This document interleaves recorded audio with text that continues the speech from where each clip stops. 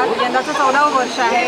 सर्वप्रथम काय सांगाल या महोत्सवाबद्दल? सर्वप्रथम असं म्हणेन की 14 वर्ष झाली याचा अर्थ success rate is very very good.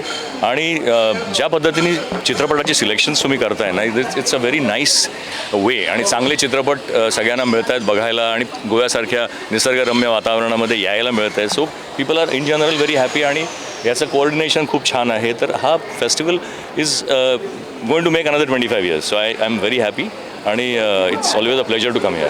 घरात गणपती हा तुमचा माझे ॲक्च्युली 3 पिक्चर्स आहेत. घरात आहे, असामी अशिमी आणि अमायरा. हो, घरात गणपती पिक्चर स्टोरी खूप छान आहे.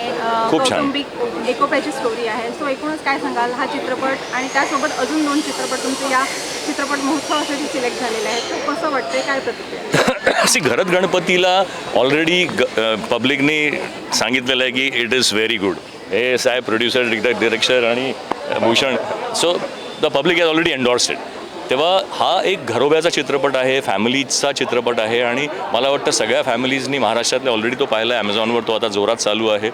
तेव्हा that film is really well appreciated by everybody. असामी अशिमी जी फिल्म माझी येते that is going to be premiered here. ती लंडनला शूट केली होती. इट्स अ लव्ह स्टोरी, मी आणि तेजश्री प्रधान.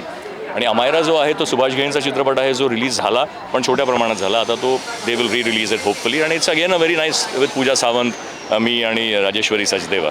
सो एकासोबत 3 फिल्म्स एका ह्या चित्रपट महोत्सवात आणि ते सुद्धा गोव्यात. Pleasure, so honoured. अपेक्षित आहे तुम्हाला? अपेक्षित हेच आहे की गोव्याच्या सगळ्यांनी माझ्यावर प्रेम करावं, फक्त माझ्यावर, अजून कोणावरही नाही. सगळ्यांना विसरून जा, फक्त मी आणि मीच आहे. I am just joking. पण yes, I always come here for the love of the people, of the audience and of all the people. So I wish that they keep giving it to me, my family all the time. Thank you so much.